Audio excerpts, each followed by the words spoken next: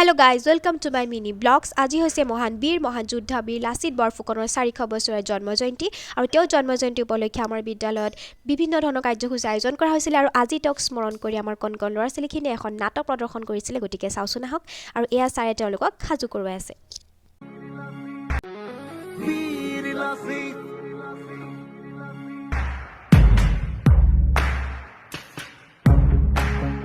অসমৰ আকাশৰ ভূতাতৰা তুমি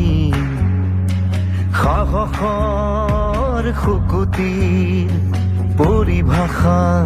তুমি আমাৰ চেতনাৰ চাৰিসীমা তুমি বিজয়ৰ চিঠিৰে হোৰা ডাকুৱাল তুমি সদায়